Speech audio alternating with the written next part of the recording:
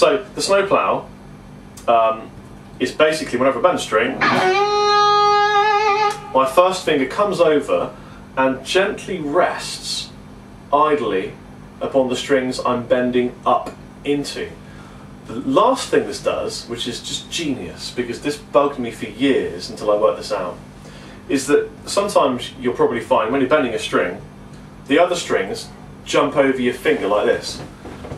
I bet this ruins your life too. Watch this. You bend a string and this pops over on top of your fingers and you go, why God? Well, to prevent that, just put your finger up and it suppresses all those evil strings and you can bend into them to your heart's content and none of them make any noise and none of them jump over your fingers, and it's like a win-win situation. So that's the snowplow. Here are some close-ups of me ploughing.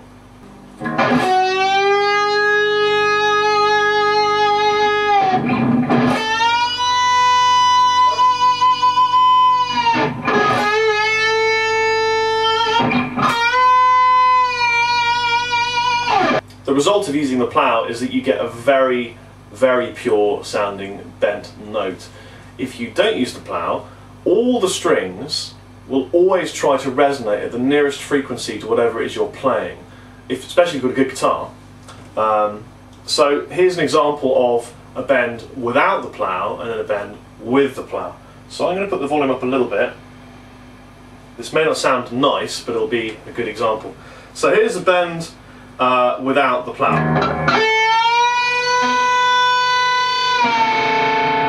And at the end of that bend you could hear a lot of string noise, and also you heard this other string I'm bending into. I'll do that again. And here it is with the plough.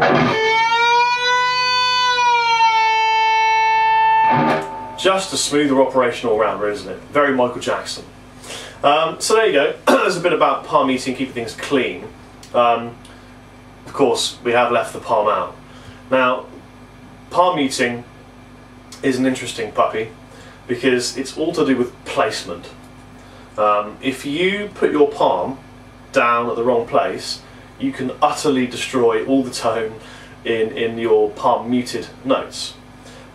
If you bring it too far back, it doesn't make a difference. So it's all about placement.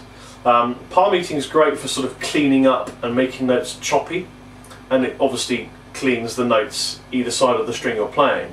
So if I was to play a note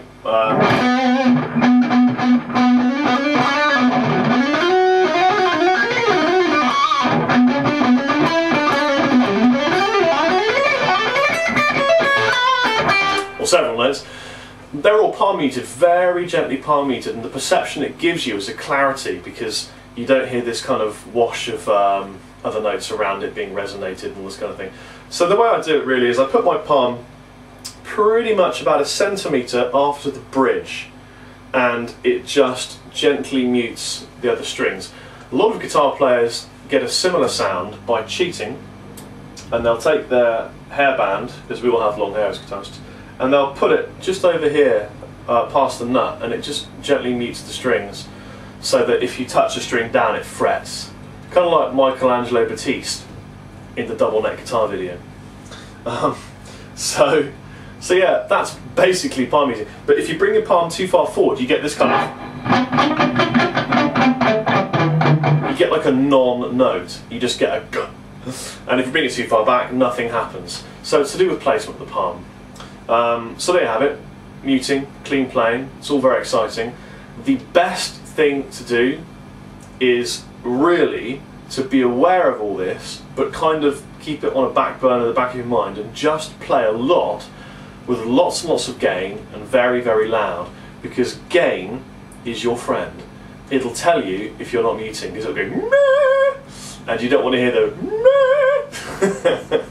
So crank it up, as much gain as possible, ignore anyone around you, what do they know, and if they arrest you, just call me, I'll sort you out, it's not a problem.